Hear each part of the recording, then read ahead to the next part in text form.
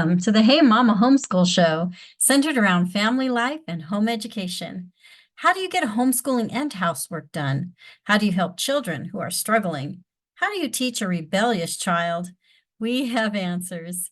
You pour into your family daily, and we are here to help you. Brought to you by the Old Schoolhouse, your trusted partner for over 20 years. Hey everyone, and welcome to another episode of the Hey Mama Homeschool Show. My name is Christine, and I'll be your host for this episode. And I am a homeschooling mom of two boys here in Ontario, Canada. And I have the privilege of working for schoolhouseteachers.com, which is a division of the Old Schoolhouse. Today, we dive into the world of narration, dictation, and living books. Whether you're a seasoned homeschooler or you're just starting your journey, these techniques that we're going to cover today can revolutionize your curriculum, and it will foster a love for learning and nurture critical thinking skills in your children. And those are very important skills that we need to really focus on. So you'll see why when we go. So let's talk about narration first. Narration is not just a means of reciting the facts. It's a powerful tool for comprehension and retention. When children narrate, they internalize that information and they're able to make it their own. So this encourages active engagement with the material, fostering a deeper understanding of the subject matter. Narration is a skill that encompasses various elements such as character development, plot structure, and descriptive language. A solid foundation starts with understanding the basic building blocks of storytelling. For example, teaching students about the importance of a well-developed protagonist and antagonist, so you get to teach them what those words mean, how to create things like tension and conflict, and the significance of a satisfying resolution at the end of the story lays the groundwork for crafting compelling narratives. In addition to this, exploring different narrative perspectives, such as first person, third person, or even narrators, can broaden your child's understanding and their creativity. So think of it this way. Storytelling is like an art form. And like any art, it thrives on this creativity that we've talked about and individual expression. So encouraging your children to tap into their unique creative voice and perspectives is so essential for fostering a love of storytelling. Using descriptive language is the lifeblood of narration, right? This is where we're describing the scene. We are painting the picture. So it allows the readers to really immerse themselves into the world of your story. And this is such an incredible skill to have and can unlock a talent for writing if your child really catches on. So, I like to think when I think about wonderful narration, I think about authors like C.S. Lewis and J.R. Tolkien. I mean, they are my absolute favorite because their writings always cause my imagination to just go to a new level. And I find myself totally lost within the pages of the book. And I love that. I can't tell you how many times I have experienced that, and I have a new appreciation for those who have that skill to write so well. And now that I'm teaching my children and introducing them to authors like these, I get to see them get excited and just totally get immersed in what they're reading, and they're loving it, and they're experiencing the same things that I experienced. So it's such a wonderful joy to see that, all because of someone developed that skill of narration. So one of the things you can do is encourage them to engage all five senses when describing scenes or characters, and this will help make the narrative come alive on the page. A simple exercise, have your children close their eyes and imagine themselves in the setting of their story. Ask the questions: what do they see? What do they hear, smell, taste, and feel? So by tapping into these sensory details, students can create a more immersive and engaging narrative. Another important thing for learning narration is the role that feedback has. And feedback is crucial for the growth as a storyteller. And so here's where your role comes in, mom and dad. When you're teaching your child more about storytelling, we need to give positive and constructive criticism. And this is going to help your child identify their strengths, for one, and they're going to identify areas that they need to improve. And like I said, it's essential to deliver feedback in a way that's encouraging and supportive, and focus on specific aspects of the narrative rather than general criticism. So, just don't say, yeah, that was okay, or, oh, that was great. If we want them to really engage and really work on their skills, we have to be specific and give them the steps that they need to take when you're being specific so that they can work on it constructively. So additionally, highlighting exemplary examples of storytelling, whether it's from published works or, maybe an older brother or sister wrote something fabulous a few years ago, and, bring that back and encourage them, like, hey, look, your brother wrote this, or your sister was really good at storytelling. You might enjoy some of her stories. And these can serve as inspiration and a benchmark for hopefully excellent writing.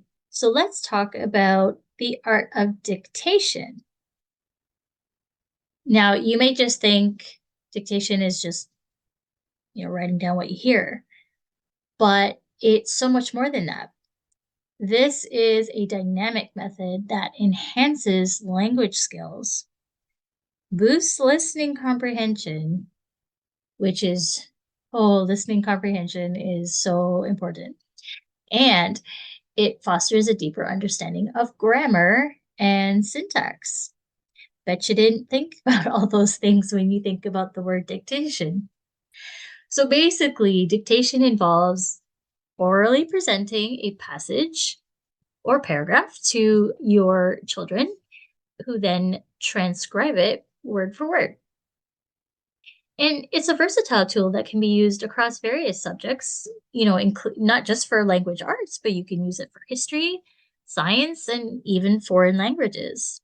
This is something really great for getting the practice in, especially when learning another language. So homeschooling parents can definitely integrate dictation into their curriculum by selecting age-appropriate texts or passages. And these can range from literature excerpts, historical documents, scientific observations, poetry. I mean, the list goes on. By incorporating dictation into daily lessons, parents can reinforce things like spelling, punctuation, grammar, vocabulary skills, all in meaningful context. And of course, as homeschooling parents, you can customize dictation exercises based on your child's interests, and you work according to their pace and their strengths. And I'm going to point out that for auditory learners, reading passages aloud and allowing them to dictate their responses can be particularly effective. Visual learners may benefit from seeing the passage written down before attempting to transcribe it. So these are just some of the different ways that you can add dictation into your daily learning. And additionally, parents can also incorporate, multisensory activities using tactile materials or incorporating movement. And of course, when you hear movement, that means these are for your kinesthetic learners. So dictation goes way beyond just mere transcription. It encourages our children to actively engage with the material and think critically about language usage and its structure. After transcribing a passage, parents can prompt their children to analyze the text and, identify literary devices, discuss things like the author's intent, or even rewrite the passage in their own words. So you see, there's so many activities that you can do just by introducing dictation. And hey, maybe you're already doing a bit of dictation right now, and maybe some of these little steps you can hopefully be encouraged to try these new ideas and see where it takes you. And I almost forgot that dictation can also be an excellent tool for developing listening comprehension skills. So as you read passages aloud, and you can do it at different speeds, you can ask comprehension questions to, make sure that your children are understanding what they're hearing. And this process not only strengthens their listening skills, but it also improves oral comprehension and retention. So whether you do this daily or incorporate it into, your weekly lessons, doing this consistently is the key to seeing the full benefits of dictation. So let's explore the world of living books. Now, if you've been in the homeschooling world for a while now, you have heard the term living books. But if you're just getting started, let me tell you what they're all about. Living books are not just textbooks. These books are rich and engaging narratives that bring subjects to life. And these are the books that are going to spark curiosity, and they definitely foster a love for learning. So let me dive in a little bit more as to, how they're different from traditional textbooks.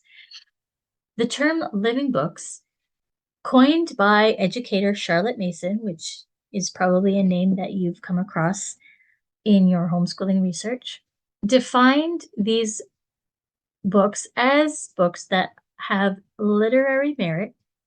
They are written by authors who are passionate about their subject matter.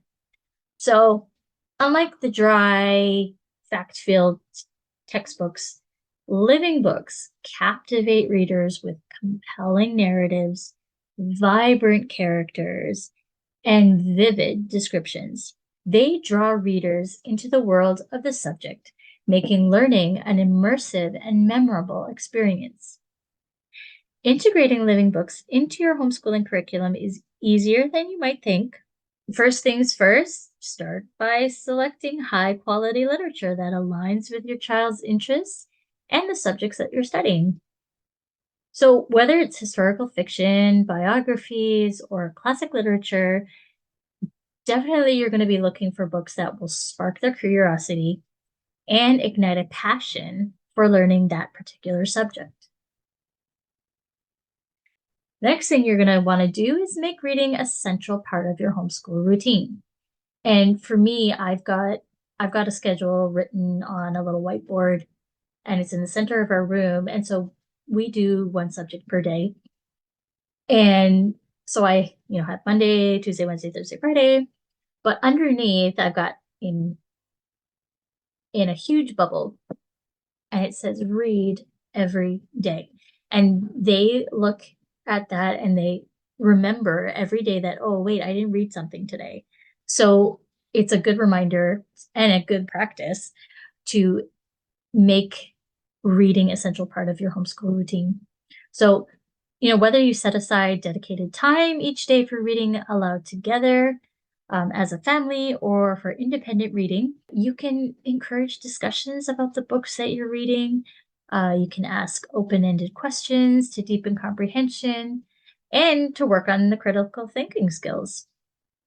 The great thing about living books is that parents can use living books to teach a variety of subjects because they're so versatile. For history, biographies and historical fiction novels provide rich narratives and they bring historical events and figures to life.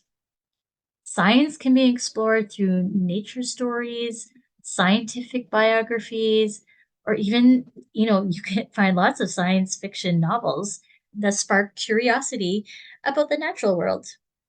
In addition to traditional academic subjects, living books can also be used to teach things like character education, cultural awareness, and, your values that are important to you and your family. So, by immersing children in stories that explore diverse perspectives and experiences, we parents can foster things like empathy, compassion, and a biblical worldview. So, maybe you're wondering how you can make sure that you're selecting, the high quality living books for to go with your homeschool curriculum. Well, think of it this way. When you're selecting living books for your homeschool, look for books that are well written, engaging, and of course, you want to make sure that they're age appropriate. So seek out recommendations from trusted sources and, ask your homeschooling communities and look at curriculum guides and educational websites. And then you're going to want to consider the literary elements of the book, such as, the character development, plot complexity, and the writing style. You're going to choose books that challenge and inspire your child. And, you want them to be exposed to a diverse range of perspectives and experiences. So, hey, parents, embrace the wonder of living books and the joy of reading together as a family as well. Remember that learning is not confined to the pages of the textbook. It shouldn't be, because I'll tell you, my kids don't like sitting in a textbook all day long. But learning is all around us, just waiting to be discovered through the power of storytelling. And there are countless resources available to support parents in incorporating living books into their homeschooling journey, from curated book lists and reading guides to online forums and, your local library programs. Definitely seek out what resonates with your family and enjoy the adventure of learning through literature. So now that we've explored narration, dictation, and living books, how about I give you some practical tips for integrating these techniques into your homeschooling routine? So, number one, create a cozy reading nook where children can immerse themselves in captivating stories. And you can customize this place to fit their interests, to inspire their imagination, and, just where they're going to just love to go to just sit and read. Number two, you want to schedule regular narration sessions to encourage reflection and critical thinking. Number three, incorporate dictation exercises into your language arts curriculum. And, don't forget to focus on both accuracy and creativity. And number four, foster a love of learning by exploring different topics through living books and hands-on experiences. So as we wrap up, remember that homeschooling is not just about the academics. It's about nurturing a lifelong love of learning. And that is my prayer for my boys, that, they don't just finish, the quote unquote school time and then they're done. I just want them to have this deep desire to keep on learning, because even for us adults, there's just so much still to learn. And I am so grateful for this opportunity to teach my kids at home, because I am learning still. As I teach them, there's so many things that, have come that, weren't taught when I was in school. So now when I get to present, the updated information on certain subjects, I get to discover things alongside them, and it's exciting. And I love it. So when I love it, they love it. And then you're all of a sudden this family who learns together. And so, you know, these techniques that we talked about, but, embracing narration, dictation, and living books, I mean, you're going to be empowering your children to become independent thinkers and lifelong learners. And how great is that? So don't forget to check out the show notes on homeschoolshow.com. We're going to have some great resources listed there for you. You'll always find articles from the Old Schoolhouse magazine and some courses that are available on schoolhouseteachers.com. And hey, if you want to know what's coming up next on the Hey Mama Homeschool Show, why don't I just tell you what's coming up? Next, we're going to have How Do I Teach Financial Stewardship? Then after that, we are going to have the trials and triumphs of teaching writing. And I know that is a popular topic because I know my boys are struggling with writing right now. So I will be tuning in for sure for that one. And then after that, we've got divine interruptions, the best teaching moments, and you're not going to want to miss that one. So if you haven't already, make sure you subscribe on whatever platform you are listening on so you don't miss the notifications when a new episode comes out. And if you're wondering, a new episode comes out every Monday, so you can look forward to that. We thank you for listening, and we'll talk to you again soon.